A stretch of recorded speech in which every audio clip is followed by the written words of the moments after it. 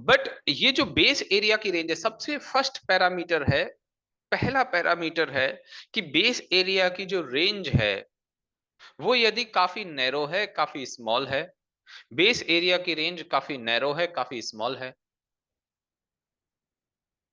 और उसके साथ साथ लेग आउट कैंडल भी स्ट्रांग है, उसके साथ साथ लेग आउट कैंडल भी स्ट्रांग है, तब मैं उस एरिया को विक टू विक मार्क कर सकता हूं। तब मैं उसे बॉडी टू विक की जगह विक टू विक मार्क कर सकता हूं। जैसे ये वाली सिचुएशन में मैं इसे विक टू विक मार्क कर सकता हूं, कोई प्रॉब्लम नहीं, किसी भी तरह से मुझे कोई प्रॉब्लम नहीं। बट यहीं पे ये जो सेम पिक्चर मैं बना रहा हूं, ये वाली रेंज जो मैंने बनाई है, ये बीच में जो सेकंड नंबर की रेंज है, अब इसमें आप देखिएगा, इसमें आप देखिएगा कि यहां पर विक की रेंज काफी बड़ी है, यस और नो? विक की रेंज काफी बड़ी है। अब यदि मैं, और लेग आउट कैंडल तो सेम ही है ना, हो सकता है दो हो, बट विक की रेंज यदि बड़ी है तो पूरी हमारे बेस कैंडल की मार्किंग ज्यादा हो रही है, लाइक पहले तो यहां पर थी, अब मेरी मार्किंग कुछ इस तरह से होगी, यदि इस तरह से हो रहा है, तो मैं इस विक टू विक मार्किंग को इग्नोर करूंगा, सिर्फ और सिर्फ बॉडी टू विक मार्किंग रखूंगा, सिर्फ और सिर्फ बॉडी टू विक मार्किंग रखूंगा। तो कौन सा पैरामीटर रहा बॉडी टू विक और विक टू विक का, कि यदि बेस एरिया की रेंज नैरो है, मतलब जैसे मैं आपसे बात करूं इस वाले पॉइंट के बारे में कि ये है, इसमें भी मैं विक टू विक कंसीडर कर सकता हूं, क्योंकि देखो एक बात है कि यार बॉडी टू विक मार्क कर रहा था ना, तो मेरा स्टॉप लॉस 7 रुपीज का था, और विक टू विक मार्क करने पर 10 रुपीज का हो रहा है, कोई बहुत ज्यादा बड़ा डिफरेंस नहीं है, नैरो रेंज है, लेगआउट अच्छी है, स्ट्रेंथ अच्छी है, उस वजह से मैं उसे विक टू विक कर लूं, कोई प्रॉब्लम नहीं। जैसे एक छोटा सा एग्जांपल यदि मैं आपको देता हूं, निफ्टी का एग्जांपल, निफ्टी की जो ये रेंज है, रैली बेस रैली के डिमांड जोन वाली, यहां पर मैं इसे विक टू विक मार्क कर सकता हूं, कोई प्रॉब्लम नहीं, इस तरह से, क्योंकि पता है यहां पर आप इसको देखोगे, रैली बेस रैली का डिमांड जोन है, लेग आउट कैंडल अच्छी दिख रही है ना आपको, लेग आउट कैंडल बिल्कुल अच्छी है, बहुत अच्छी लेग आउट कैंडल है। इस लेग आउट कैंडल में यदि मैं इसको बॉडी टू विक मार्क करता तो कुछ इस तरह से होता, बॉडी टू विक मार्क करता तो इस तरह से होता, बट बॉडी टू विक में और विक टू विक में कोई बहुत ज्यादा बड़ा डिफरेंस मुझे लगा नहीं कि इसको मैं बहुत ज्यादा बड़ा डिफरेंस मानूं। लेकिन ये रैली है, प्रॉपर एक्साइटिंग कैंडल है, लेकिन ये रैली प्रॉपर एक्साइटिंग कैंडल है, प्रॉपर एक्साइटिंग कैंडल।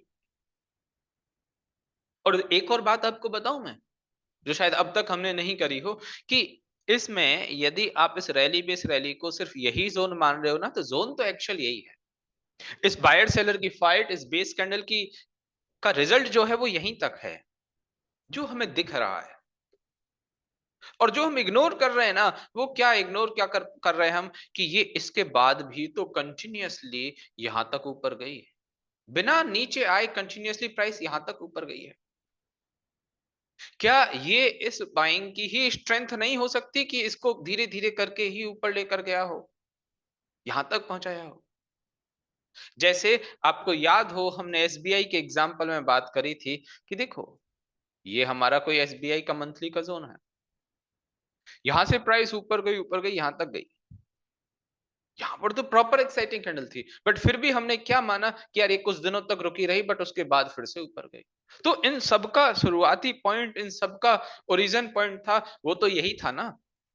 ऐसे ही निफ्टी का जो डेली का डिमांड जोन है, ये बाइंग को भले ही हम इग्नोर कर सकते हैं, क्योंकि हमें बहुत ज्यादा ऐसा नहीं कि ये इसमें जुड़ी हुई नहीं है, जैसे ट्रेन में डब्बे एक दूसरे से जुड़े होते हैं ना, वैसा नहीं दिख रहा है हमें कि लगातार कंटिन्यूअसली ऐसा कुछ हो रहा हो, बहुत स्मॉल स्मॉल रेंज है। बट आप ओवरऑल पिक्चर को देखो कि यहाँ पर ये रेंज बनने के बाद 23,000 के बाद से निफ्टी 25,000 हो गई, तो इसकी स्ट्रेंथ यहाँ है, ये भी इसकी स्ट्रेंथ में ही काउंट होगा, ये भी इसकी स्ट्रेंथ में ही काउंट होगा।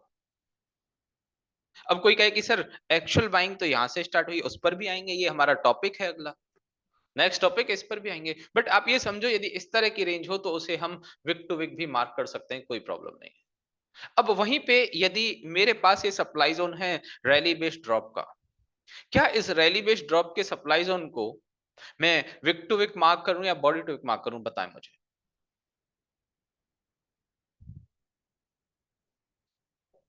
Body to wick. क्यों मैं बॉडी टू विक मार्क करूंगा? क्योंकि भाई विक टू विक मार्क करने पर रेंज यार बहुत ज्यादा बड़ी हो जाएगी। मैं अननेसेसरी अपने एंट्री और स्टॉप लॉस की रेंज को क्यों बढ़ा दूं? ठीक ऐसे ही इससे पहले का ये ड्रॉप बेस्ड ड्रॉप का सप्लाई जोन है, इसको इसको भी मैं बॉडी टू विक करूंगा, इसको भी मैं बॉडी टू विक करूंगा। जब मेरे पास रेंज स्मॉल होगी ना, तभी मैं उसको विक टू विक कर सकता हूं, अदरवाइज मैं ऑलवेज बॉडी टू विक करके चलूंगा, ऑलवेज बॉडी टू विक करके चलूंगा। आगे बात समझ में? जैसे एलटीआईएम का हमने कल एक चार्ट देखा था मंथली। अब यहां पर देखो, इसको यदि मैं विक टू विक करूं या बॉडी टू विक करूं, डबल का डिफरेंस आ जाएगा विक टू विक करते ही, बहुत बड़ा डिफरेंस आ जाएगा यहां पे। ये बॉडी टू विक है। और देखो कुछ कुछ ऐसी, जैसे आज के टाइम पे थोड़ा सा कंफ्यूजन आपको ये होता होगा कि भाई अब किसको, इसको बेस मानूं या एक्साइटिंग मानूं, थोड़ा सा किसी किसी रेयर केस में 10 चार्ट देखोगे तो शायद एक चार्ट में हो, 10 चार्ट देखोगे तो शायद एक चार्ट में ऐसा कंफ्यूजन हो कि यार एक कैंडल को इसको बॉडी मानूं या बेस मानूं या एक्साइटिंग मानूं। ठीक ऐसे ही आपको और कुछ दिनों तक ऐसा कंफ्यूजन हो सकता है कि यार इसको मैं विक टू विक मार्क करूं या बॉडी टू विक मार्क करूं। बट वो धीरे धीरे प्रैक्टिस प्रैक्टिस प्रैक्टिस करते करते सारा कुछ आपके फेवर में आ जाना है। फिर आपको अपने आप आइडिया हो जाएगा कि कौन सा जोन तो बॉडी टू विक मार्क करने लायक होता है और कौन सा zone wick to wick mark करने लायक होता है। वो सब आपको अपने आप आइडिया हो जाएगा, सब अपने अपने आप आइडिया हो जाएगा आपको। ठीक है, आगे बात समझ में आप लोगों के जो बताई है अभी। अब एक और मन में डाउट होगा, एक और मन में डाउट होगा कि सर यहाँ पे यदि मेरा कोई जोन, मैंने तो बॉडी टू विक मार्क किया, मान के चलिए आपने जोन को बॉडी टू विक मार्क कर लिया और प्राइस जो है ऊपर से नीचे आती है और विक से ही रिएक्ट कर गई। आपने जोन की मार्किंग बॉडी टू विक करी और प्राइस जो है विक से रिएक्ट कर गई। अब मैं इसे टेस्टेड मानूं या फ्रेश मानूं? आप लोग मुझे बताइए आपका क्या ओपिनियन है।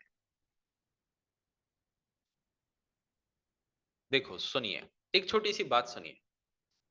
ये सब कुछ कैसे, किस बात पर डिपेंड करेगा? सब कुछ आपके थॉट प्रोसेस पर डिपेंड करेगा, सब कुछ आपके मल्टीपल एग्जांपल्स पर डिपेंड करेगा, सब कुछ आपकी प्रैक्टिस पर डिपेंड करेगा। कि आपने किसी जोन को बॉडी टू विक मार्क किया तो उसकी फ्रेशनेस और टेस्टेड बॉडी टू विक ही कंसीडर करना। आपने किसी जोन को विक टू विक मार्क किया, आपने किसी जोन को विक टू विक मार्क किया तो उसकी फ्रेशनेस और टेस्टेड विक टू विक ही मार्क करना, फ्रेशनेस और टेस्टेड उसकी विक टू विक ही समझना। मतलब कोई भी जोन किस क्वालिटी का है, कोई भी जोन किस क्वालिटी का है, वो आपको अपने आप आइडिया तो होगा ही कि किस जोन की मार्किंग जो है किस तरह से होनी चाहिए थी। ये आपको आइडिया तो होगा ना कि भाई किस जोन की मार्किंग किस तरह से होनी चाहिए थी। लाइक मैं आपको मैं बताऊं, ये एक रैली बेस्ड ड्रॉप का सप्लाई जोन है एबी कैपिटल में डेली पर। यदि मैं इसको इस तरह से मार्क करता हूं, लोएस्ट बॉडी पर प्रॉक्सिमल लाइन है और हाईएस्ट विक पर डिस्टल लाइन, ये जोन मुझे कैसा दिख रहा है कि इसे मैं विक टू विक मार्क कर लूं? जोन यदि विक टू विक मार्क करने लायक है तो उसकी टेस्टेड और फ्रेशनेस आप यही समझना कि वो विक टू विक ही मेजर की जाएगी। और जोन यदि बॉडी टू विक, जैसे ये है, इसको तो बॉडी टू विक ही करूं ना ड्रॉप बेस्ड ड्रॉप को, तो इसके फ्रेशनेस और टेस्टेड का मेजरमेंट सिर्फ और सिर्फ बॉडी टू विक ही होगा, विक टू विक नहीं होगा। मतलब जोन की क्वालिटी के ऊपर ही अपने आप में डिपेंड करेगा, आपके थॉट प्रोसेस के ऊपर डिपेंड करेगा कि आपको वो जोन कैसा दिख रहा है, बॉडी टू विक मार्क करने जैसा दिख रहा है या विक टू विक मार्क करने जैसा दिख रहा है। जैसी पिक्चर आपको दिखी कि यार मैंने इसको बॉडी टू विक मार्क कर लेना, ठीक है। रोशनी पवार, आप क्लास में लेट ज्वाइन हुए जो अभी ये पूछ रहे हैं कि कैसे पता चलेगा कि कौन से जोन में विक टू विक मार्क कर रहे हैं और कौन से जोन में बॉडी टू विक मार्क कर रहे हैं? क्योंकि टॉपिक की स्टार्टिंग ही इसी बात से हुई थी कि जिस कैंडल की रेंज नैरो हो, जिस बेस कैंडल की रेंज नैरो हो और उसके साथ साथ लेग आउट कैंडल स्ट्रांग हो, तब हम उसे विक टू विक मार्क करेंगे।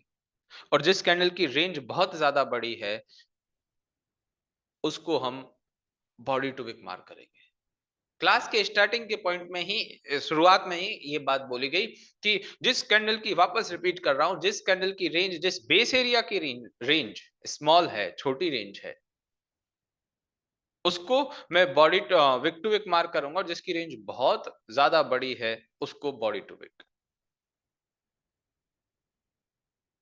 जैसे ये एक ड्रॉप बेस रैली का डिमांड जोन है, इसको मैं इस तरह से मार्क करूंगा, ये वाले पिक्चर को, ये मार्किंग होगी मेरी इसमें, क्योंकि अन्य बहुत बड़ी रेंज ऑलरेडी है, और इसको मैं यहां पर और प्रॉक्सिमल को कर दूं, क्या मतलब है इस बात से?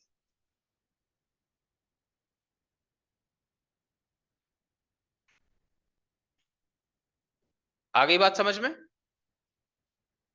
क्लियर हो गया ये बॉडी टू विक मार्क करने वाला और विक टू विक मार्क करने वाला? और टेस्टेड फ्रेशनेस वाला पॉइंट भी समझ में आ गया कि किसी भी जोन को यदि बॉडी टू विक मार्क किया जा सकता है, किसी भी जोन को बॉडी टू विक मार्क करने लायक जोन है, तो उसके टेस्टेड और फ्रेशनेस सब कुछ बॉडी टू विक ही कंसीडर किए जाएंगे। फिर चाहे वो विक टू विक चल गया, कोई प्रॉब्लम नहीं। जैसे हमारे पास एमएफएसएल में मंथली का जोन था, ये मंथली का जोन था, यहाँ ये ड्रॉप ड्रॉप बेस रैली। अब ये वाला जो जोन है, इसको ये मैं विक टू विक मार्क करूं, यदि इसको मैं विक टू विक मार्क करूं, तो मुझे पता चल रहा है ना ये टेस्टेड है। बट आप एक बार जोन को देख तो लो। अब बिना बात के आपने जोन को छोड़ दिया, इस बेस कैंडल की रेंज को तो देख लो। बेस कैंडल की रेंज यदि नैरो है, तो ही मैं इसको विक टू विक मार्क करता। बेस कैंडल की रेंज काफी वाइड है, बहुत बड़ी रेंज है, तब मैंने इसको जो है बॉडी टू वीक कंसिडर किया। तो अब ये मेरे लिए फ्रेश है, टेस्टेड है। जिस तरह से मेरी मार्किंग है, जो मेरा इसको मार्क करने के पीछे थॉट प्रोसेस था, ये मेरे लिए बताएं।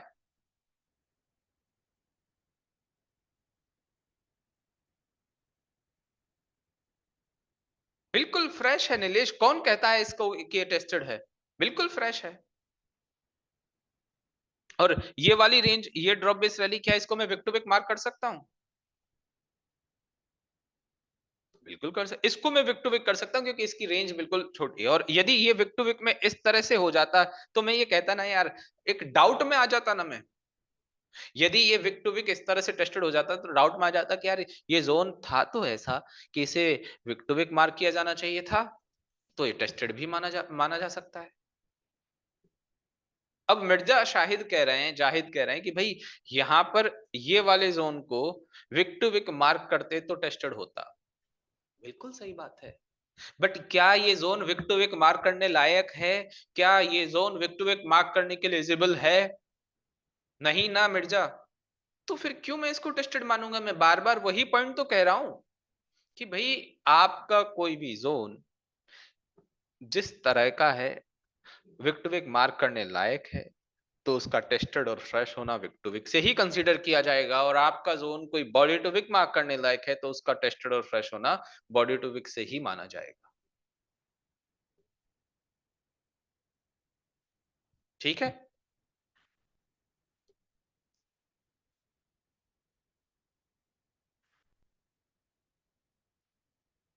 अब आते हैं एक और पॉइंट पे, अब आते हैं एक और पॉइंट पे, वो है विदाउट बेस कैंडल वाला जोन।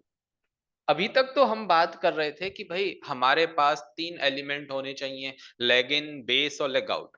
किसी भी जोन के लिए तीन एलिमेंट होने चाहिए, लेग इन, बेस और लेग आउट। ये हमने सीखा ना। अब मैं कहता हूं यार, बिना बेस का भी कोई जोन होगा ना, बिना बेस का भी जोन होगा, बिना बेस का भी कोई एरिया हो सकता है, जिसमें सिर्फ लेग इन और लेग आउट हो, जिसमें कुछ लेग इन और लेग आउट हो। बट देखो, उसके लिए एक अलग बात है, उसके लिए एक अलग चीज है, वो बिल्कुल एक अलग चीज है, बिल्कुल ही अलग। उसमें काफी सारी बातों का ध्यान रखना होगा, काफी सारी बातों का ध्यान रखना, काफी रूल ऐसे होंगे कि हाँ ऐसा ही होगा, तभी इसको विदाउट बेसिकल वाला जोन माना जाएगा। जैसे एक छोटी सी बात यदि मैं डिमांडियन के केस में बताऊं, यहाँ पर ये रेड कैंडल है, यहाँ ये रेड कैंडल है, और ये एक ग्रीन कैंडल है, कुछ इस तरह से। सबसे पहला रूल और सबसे बेसिक रूल तो ये समझ लीजिए कि दोनों कैंडल्स का कलर अलग अलग ही होना चाहिए। मतलब एक तरह से मेरे पास रिवर्सल पैटर्न के केस में ही मैं ऐसे मानूंगा। ऐसा नहीं कि ये भी रैली हुई और ये भी रैली हुई तब मान सकता हूं क्या, दोनों ही कैंडल ग्रीन हुई तब मान सकता हूं, नहीं। एक रेड और एक ग्रीन होगी तभी मैं मानूंगा। एक यहाँ रेड होगी और एक ग्रीन होगी तभी मान, अलग अलग। सबसे पहला रूल यही है कि कलर कैंडल्स का डिफरेंट होना चाहिए। क्या यहाँ पर आपको बेस कैंडल नजर आ रही है? कोई बेस कैंडल नहीं है। बट पता है लॉजिक क्या है, इसको भी एक जोन कंसीडर करने का। बहुत ध्यान से सुनिए, इस वाले टॉपिक में आपके डाउट बहुत सारे होंगे, बट जैसे ही आपके मन में डाउट होगा, हो सकता है उसके 2 मिनट बाद ही मैं चार्ट पर वही चीज एक्सप्लेन कर रहा हूं। तो अपने दिमाग को बहुत ज्यादा आगे मत भगाना, जो मैं बता रहा हूं उसको सुनना सिर्फ। सवाल आए तो रुक जाना, आंसर मिल जाएगा। वो कैसे, कि इसको मैंने जोन क्यों कंसीडर किया, मैं इसको जोन किस तरह से मान सकता हूं। कि मान के चलिए ये पिक्चर कोई मेरे पास वीकली पर है, ये वीकली का टाइम फ्रेम है। हो भी सकता है मंथली का हो सकता है क्वार्टरली का हो, मैंने एक बड़ा टाइम फ्रेम एग्जांपल के लिए लिया है। यहां पर एक बात हमें क्लियर कट पता चल रही है कि प्राइस में एक डाउन मूव आता है, फिर प्राइस में एक अप मूव आता है। फाइट कहीं मिसिंग है। जो बेस कैंडल हम देखते हैं वो फाइट कहीं मिसिंग है। बट इस रिवर्सल को, इन एक्साइटिंग कैंडल को देखकर एक ये भी आइडिया हो रहा है, रिवर्सल को, इन एक्साइटिंग कैंडल को देखकर एक ये भी आइडिया हो रहा है कि बायर और सेलर इम्बैलेंस हुआ है।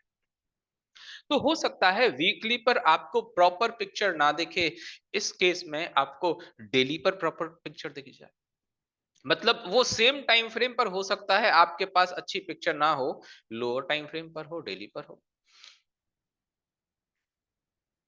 ऐसा बिल्कुल पॉसिबल है। और हो सकता है कि यहां पर ये मंथली पर पिक्चर हो, यहां पर ये मंथली की पिक्चर है, तो हो सकता है आपको वीकली पर proper drop base rally demand में दिख जाए। मतलब सेम टाइम फ्रेम पर नहीं, मतलब हो सकता है सेम टाइम फ्रेम पर नहीं, लोअर टाइम फ्रेम पर हो, बट वहां पर कुछ ना कुछ पिक्चर आपको दिख जाएगी। किस एरिया में? इस तरह के एरिया में, ये एरिया। काफी सारे एग्जाम्पल है, मैं एग्जाम्पल बता रहा हूं पहले, एग्जाम्पल बता रहा हूं, फिर आप देखना, फिर मैं इनकी मार्किंग बताऊंगा, फिर मैं इसकी सेम सप्लाई जोन का भी केस होगा, सप्लाई जोन में भी ऐसे हो सकता है। जैसे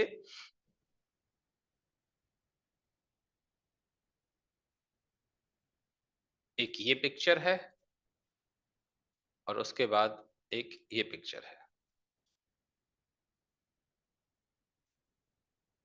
ये हो सकता है ये पिक्चर मंथली पर हो सकता है ये पिक्चर मंथली पर हो, और मंथली की पर हमें प्रॉपर सप्लाई जोन ना दिखे, बट वीकली पर हो सकता है, या डेली पर भी हो सकता है, लोअर टाइम फ्रेम पर हो सकता है। मतलब हायर टाइम फ्रेम की पिक्चर देखकर हमें आइडिया हो रहा है कि लोअर टाइम फ्रेम पर कुछ है, इस रेंज में कुछ ना कुछ है, सेलिंग आई है ना। सिंपल सी बात है, first leg in second leg out, first leg in second leg out. Leg out candle का कलर डिसाइड कर रहा है कि भाई यहाँ पर जोन डिमांड है या सप्लाई है। वो सेम लॉजिक यहाँ पर एप्लीकेबल है, बट नीचे कुछ ना कुछ होता है। उसके कुछ एग्जांपल देखते हैं एक बार, कि नीचे कुछ ना कुछ है।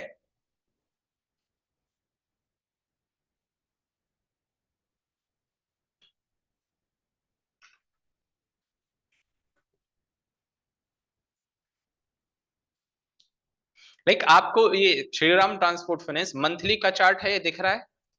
श्रीराम ट्रांसपोर्ट फाइनेंस का मंथली चार्ट दिख रहा है? यस। यहां पर ये वाली जो पिक्चर है, क्या ये एक विदाउट बेस कैंडल वाली पिक्चर दिख रही है, कि ग्रीन एक्साइटिंग कैंडल है और रेड एक्साइटिंग कैंडल है? ग्रीन एक्साइटिंग कैंडल है और रेड एक्साइटिंग कैंडल है। अब एक ग्रीन और रेड में बेस कैंडल मिसिंग है, ग्रीन और रेड में बेस कैंडल मिसिंग है। मैं यदि इसको इस तरह से मार्क करता हूं ऊपर वाली रेंज को, तो हो सकता है लोअर टाइम फ्रेम पर आपको कुछ दिखे। मैं वीकली टाइम फ्रेम पर आया हूं अभी। क्या वीकली टाइम फ्रेम पर इस सेम रेंज में आपको रैली बेस्ड ड्रॉप का सप्लाई जोन दिखा? वीकली टाइम फ्रेम पर सेम रेंज में आपको रैली बेस्ड ड्रॉप का सप्लाई जोन दिखा? बिल्कुल। मतलब यहां पर वो था तो सही, कुछ वहां दिख नहीं रहा था, लोअर टाइम फ्रेम पर हमारे पास कंफर्मेशन मिल गई। अब ऐसी ही पिक्चर कुछ यहां पर भी दिख रही है आपको। ऐसी ही पिक्चर ये वीकली का टाइम फ्रेम है कि यहाँ पर भी कुछ ऐसा हो सकता है, यहाँ पर बेस मिसिंग है, बेस पहले ही है। तो अब हम ये वीकली है तो कहाँ जाकर देखेंगे? हो सकता है डेली पर कुछ हो। क्या डेली पर आपको फिर से कोई एक सप्लाई ज़ोन दिखा? डेली पर फिर से सप्लाई ज़ोन दिखे। तो ऐसा बिल्कुल हो सकता है कि जब सेम टाइम फ्रेम पर कोई पिक्चर ना हो, बट लोअर टाइम फ्रेम पर आपको उससे बेटर पिक्चर मिल जाए। लोअर टाइम फ्रेम पर आपको बेस्ट पिक्चर मिल जाए। उसकी मार्किंग कैसे होगी? हमें उस ज़ोन को फिर मंथली ही लेना है या लोअर टाइम फ्रेम समझना है, वो मैं सब बताऊँगा। बट आपको पहले मैंने ये लॉजिक बताया किस तरह से ये दिखता है। जैसे एक अभी ब्लू डार्ट है शायद। ब्लू डार्ट में क्या क्वार्टरली की ये वही पिक्चर है?